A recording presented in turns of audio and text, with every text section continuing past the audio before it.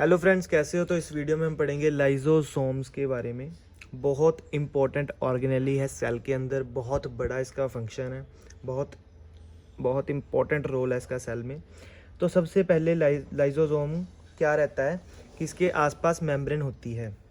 Lysosome के आसपास membrane रहती है, तो इसी कारण इसे क्या कहता है? Membrane bound organelle. मतलब इसे नहीं कहते, जितनी भी ऑर्गेनेली जिसके पास मेम्ब्रेन है तो they are membrane bound organelle. तो it is a membrane bound organelle present in the cytoplasm के अंदर प्रेजेंट है। तो ये फॉर्म कहाँ से हो रही है, कहाँ से इसका जन्म कहाँ से हो रहा है? गोल्जी अपरेटस से। ठीक है, तो आप गोल्जी अपरेटस की वीडियो में देख सकते हो कि ये ऐसा मान लो गोल्जी अपरेटस था, तो ठीक है, इसके पीछे था एंडोप्लाज्मिक रेटिकुलम। तो एंडोप्लाज्मिक रेटिकुलम से जब प्रोटीन गोल्जी अपरेटस के पास आता था तो इनको वो पैकेज कर देता था स्मॉल वेसिकल्स में। तो ये वेसिकल्स जब गोल्जी अपरेटस से आउट होती थी, ठीक है, तो वही वेसिकल्स फॉर्म करती थी लाइजोसोम्स। तो यहाँ से प्रोडक्शन होती है लाइजोसोम्स की, मतलब lysosomes are produced from the Golgi apparatus. ठीक है, और इसकी जो कवरिंग है, ठीक है, तो वो कौन सी रहती है? जैसे ये कवरिंग रही है ना, ये वाली, तो ये किस चीज़ की बनी होती है? बाई लेयर्ड लिपिड्स की। बाई लेयर्ड लिपिड्स की कवरिंग बनी होती है इसकी, लिपिड्स की। ठीक है, तो इसके अंदर काफ़ी एंजाइम्स है, काफ़ी एंजाइम्स है इसके अंदर। The lysosomes are full of enzymes. कम से कम इसके पास 50 एंजाइम होंगे हाइड्रोलिटिक। ठीक है, हाइड्रोलिटिक एंजाइम्स होते हैं इसके पास। यही एंजाइम है, इसको इम्पोर्टेंट करते हैं फंक्शनिंग के लिए सेल के अंदर। ठीक है, तो ये याद रखना कि lysosomes are full of enzymes. Enzyme से भरे पड़े हैं लाइजोसोम्स। अब उसके बाद आ जाओ कि लाइजोसोम की टाइप्स।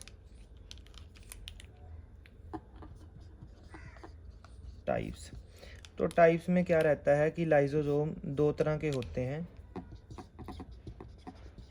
प्राइमरी और सेकेंडरी। कोई ज़्यादा वो नहीं है।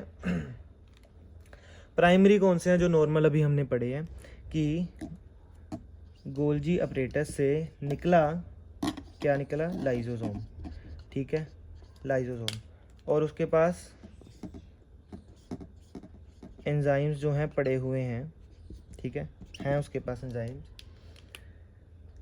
तो ये है प्राइमरी लाइसोसोम। बस जो लाइसोसोम गोल्जी अपरेटस से फॉर्म हुआ और उसके पास एंजाइम है। ठीक है, अब प्राइमरी लाइसोसोम ही जब फेगोसोम या एंडोसोम के साथ फ्यूज हो जाता है, ठीक है, तो वो एक्टिव हो जाता है, अपना प्रोसेस शुरू कर देता है। तो primary lysosome he when connected with the phagosome और एंडोसोम। ये फेगोसोम और एंडोसोम क्या रहता है कि फेगोसोम और endosome is like external stimuli. Okay, तो फेगोसोम जो है सेल के अंदर ही होता है, एंडोसोम सेल से बाहर आता है, बाहर से आता है। तो they are some you know what can called foreign materials और डिग्रेड वॉर्न आउट ऑर्गेनेलीज। ठीक है, तो उसके साथ जब कनेक्ट होता है तो वो सेकेंडरी बन जाता है। तो we can say that secondary lysosome is active. ठीक है, ये एक्टिव लाइसोसोम होता है। ठीक है, जब कैसे बनता है? जब प्राइमरी लाइसोसोम प्लस फेगोसोम और endosome, then it is equals to secondary.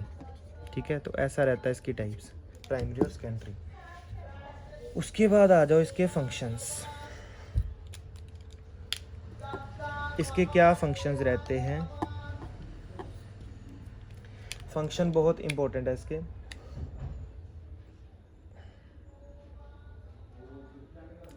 Lysosome को गार्बेज सिस्टम ऑफ सेल कहा जाता है।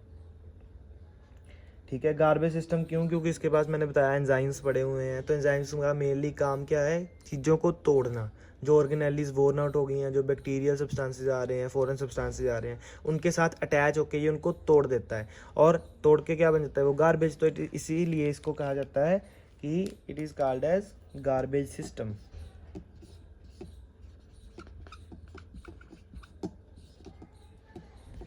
गार्बेज सिस्टम ऑफ सेल ठीक है, क्योंकि इसके पास क्या पड़ा हुआ है, 50+ एंजाइम्स हैं। कौन से? हाइड्रोलिटिक, ठीक है। और उसमें से कुछ एंजाइम का अगर हम एग्जांपल लें तो दीज आर प्रोटीएजेस जो प्रोटीन को तोड़ते हैं, लाइपेजेस जो लिपिड्स को तोड़ रहे हैं, एमाइलेजेस जो पॉलीसैकेराइड्स यानी कि कार्बोहाइड्रेट्स की काफ़ी यूनिट्स को तोड़ रहे हैं, ठीक है। और न्यूक्लियेजेस जो न्यूक्लिक एसिड को मोनोन्यूक्लियोटाइड में कन्वर्ट कर देते हैं। तो ये एंजाइम इसके पास रहते हैं, ठीक है। अब जो इसका मैकेनिज़्म रहता है ना, जो मैंने बताया कि ये बाहर से चीज़ आती है, सेल के अंदर से वोर्न आउट ऑर्गेनेलिज़ है उसको खा लेता है, तो उसको हम टर्म्स में कैसे पढ़ते हैं कि मैकेनिज़्म में इसके आती है वो चीज़। मैकेनिज़्म इसके ना 2 टाइप से हम पढ़ते हैं, ठीक है। तो क्या क्या रहता है उसमें, एक रहता है हेटेरोफेगी, ठीक है, हेटेरोफेगी, और एक रहता है ऑटोफेजी। हेटेरोफेजी और ऑटोफेजी। तो हेटेरोफेजी में क्या रहता है कि एक्स्ट्रा सेलुलर जो मटेरियल है ना, एक्स्ट्रा सेलुलर, ठीक है, मटेरियल जो है उसकी डाइजेशन, ठीक है, तो वो हेटेरोफेजी हो गया। और अगर ये इंट्रा सेलुलर की करता है डाइजेशन तो वो ऑटोफेजी हो गया, मतलब ऑटोफेजी अपने ही सेल के अंदर की। तो अपने सेल के अंदर क्या आ जाता है इसके पास, वही डिग्रेड वोर्न आउट ऑर्गेनेलीज, ठीक है, जो मैंने बताया कि सेल के अंदर रहती हैं। तो ये रहता है। एक्स्ट्रा सेलुलर में क्या रहता है कि जो एंडोसाइटोसिस, आपको शायद पता हो या ना, एंडोसाइटोसिस एक प्रोसेस रहता है। जैसे ये सेल है ना, सेल के बाहर बैक्टीरिया घूम रहा है, ठीक है, तो सेल के पास एक शक्ति होती है कि वो ऐसे बैक्टीरिया को अपने अंदर ले लेता है, अपनी सेल की लेयर बढ़ा के। तो जैसे अंदर ले लेगा तो उस वहाँ पर लाइसोसोम पड़ा हुआ है, लाइसोसोम इसके पास जाएगा, अटैच होगा और अंदर से एंजाइम निकालेगा और इसको डेड कर देगा, ठीक है। तो ये एंडोसाइटोसिस के प्रोसेस से एक्स्ट्रा सेलुलर डाइजेशन भी कर लेता है, ठीक है। तो ये रहता है इसका मैकेनिज्म। अब उसके बाद आ जाओ स्पेसिफिक फंक्शन, जो मेजर फंक्शन हम नोटिस करते हैं इसके क्या रहते हैं। सबसे पहले तो वही डिग्रेडेशन ऑफ मैक्रोमोलिक्यूल्स, ठीक है। उसमें कौन कौन से आ गए मैक्रोमोलिक्यूल्स में, एंडोसोम और फेगोसोम, ठीक है, यही रहता है ना, फेगोसोम सेल के अंदर का, एंडोसोम बाहर का हो गया, ठीक है। और काम क्या होगा, वही प्राइमरी लाइसोसोम जब उसके पास आके टच होगा तो वो सेकेंडरी हो जाएगा, एक्टिव हो जाएगा, ठीक है। तो इसके साथ उसको ख़त्म कर देगा। ख़त्म करने के बाद करेगा जो वेस्ट प्रोडक्ट इसके पास बचा है, ठीक है, इसको जब उसने ख़त्म कर दिया तो जो वेस्ट प्रोडक्ट बचा है उसके पास, उसको क्या करेगा, एग्जोसाइटोसिस क्या चीज़ रहती है, जैसे ये सेल है, ठीक है, स्टार्टिंग प्रोसेस का क्या रहा, ये बैक्टीरिया है, ठीक है, सेल के बाहर, अंदर लाइसोसोम पड़ा है, तो सेल ने क्या किया, अपनी लेयर सी बढ़ा के बैक्टीरिया को ले लिया अपने अंदर, ठीक है। लाइसोसोम उसके पास गया, ठीक है, अटैच हो गया और उसको ख़त्म कर दिया। अब ख़त्म करने के बाद उसको बाहर भी निकालना है, ठीक है। तो फिर क्या होगा, जो चीज़ ये ख़त्म हुई पड़ी है, सेल अपनी लेयर ऐसे करेगा, यहाँ से खोल देगा, ठीक है, और push it out of the cell, जो वेस्ट प्रोडक्ट है वो सेल के बाहर निकाल देगा। तो ऐसा रहता है डिग्रेडेशन ऑफ मैक्रोमोलिक्यूल्स, ठीक है। अब उसके बाद इसका सेकंड मेजर काम क्या रहता है, degradation of worn out organelles.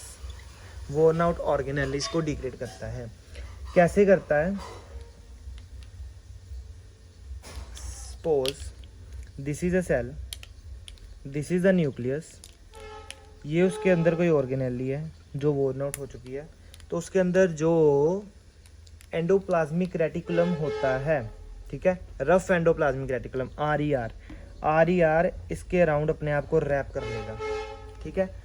ये क्या है, ब्लैक वाला, दिस इज RER, ठीक है। और ये ग्रीन वाला क्या है, ग्रीन वाला क्या है, वोर्न, मैं यहाँ पे शॉर्ट फॉर्म डाल देता हूँ, वोर्न आउट ऑर्गेनेली वू, तो वोर्न आउट ऑर्गेनेली है।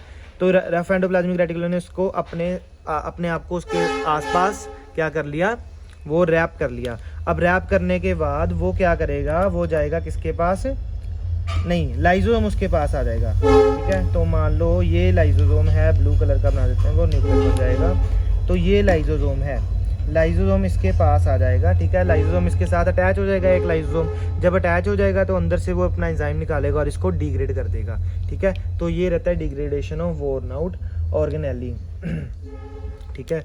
तो ये रहा उसका सेकंड काम। अब उसके बाद आ जाओ उसका थर्ड काम क्या रहता है, function, removal of excess excretory products in the cell, ठीक है। रिमूवल ऑफ एक्सेस secretory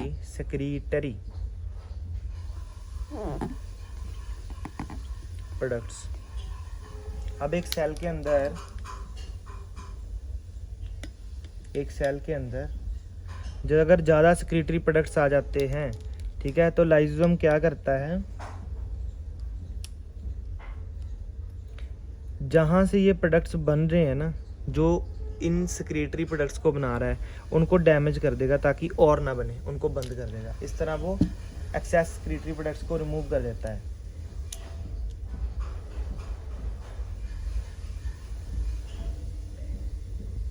अब उसके बाद इसका फोर्थ फंक्शन आ गया, सेक्रेटरी लाइसोसोम। खुद भी एक सेक्रेटरी लाइसोसोम कैसे वर्क करता है ये समझना बहुत इंपॉर्टेंट है, कि जैसे इम्यून सिस्टम के सेल है ना, उसमें इसका बड़ा अहम रोल है।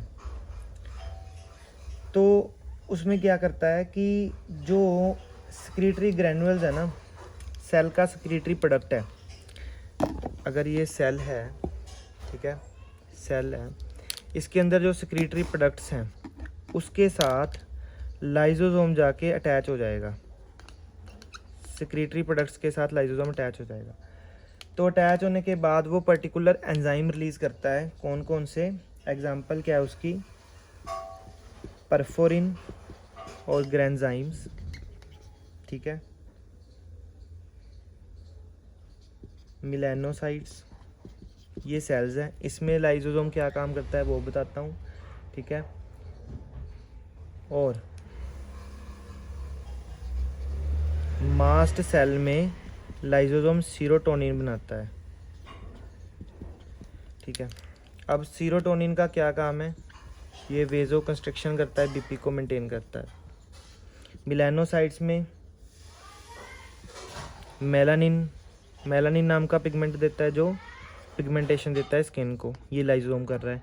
परफरिन और ग्रेन्जाइम्स, ये किन सेल्स में हो रहे हैं, आपको ऐसे समझना चाहिए कि इनके सेल्स का नाम है टी लिम्फोसाइट्स, ठीक है। तो फिर आपको अच्छे समझ लग जाएगा। अब टी लिम्फोसाइट्स में ये क्या सेक्रेट कर रहे हैं, परफोरिन और ग्रेन्जाइम्स, परफोरिन और ग्रेन्जाइम्स। तो ये क्या करते हैं, ये आगे जाके क्या करते हैं, वायरल जो सेल्स होते हैं, वायरल सेल्स को ख़त्म करते हैं वायरल सेल्स को, ठीक है। तो टी लिम्फोसाइट्स में लाइसोसोम, परफरिन और ग्रेन्जाइम्स दे रहे हैं, मिलेनोसाइट्स में मेलानिन दे रहे हैं, मास्ट सेल में सीरोटोनिन दे रहे हैं। उनका आगे का काम, परफरिन वायरल सेल्स को डिस्ट्रॉय कर रहा है, मेलानिन पिगमेंट दे रहा है, सीरोटोनिन वेजो कंस्ट्रक्शन कर रहा है, ठीक है। तो ये रहा लाइसोसोम का फंक्शन। यू नो बट थोड़ा कॉम्प्लिकेटेड है, but when you read out it once or twice then you can understand it very carefully, ठीक है। तो ऐसा रहता है, इजीली समझ आ जाएगा अगर आप रिपीट पर देखोगे वीडियो एक बार और, ठीक है। पहली बार में नहीं समझ आता, आई नो, बट एक्सप्लेनली समझा दिया गया है, तो आप अगर पढ़ोगे दोबारा तो समझ आ जाएगा आपको, ठीक है। तो यही थी हमारी इस वीडियो का टॉपिक। तो थैंक यू। अगर ऐसे टॉपिक आप और चाहते हो तो इस चैनल को सब्सक्राइब कर लो, और हमारे चैनल पर जो वीडियोज़ हैं वो डीप में ही पढ़ाई जाएंगी, ठीक है, ताकि बच्चे को अच्छी तरह से समझ आ जाए, ठीक है जी। Thank you and have a nice studies ahead.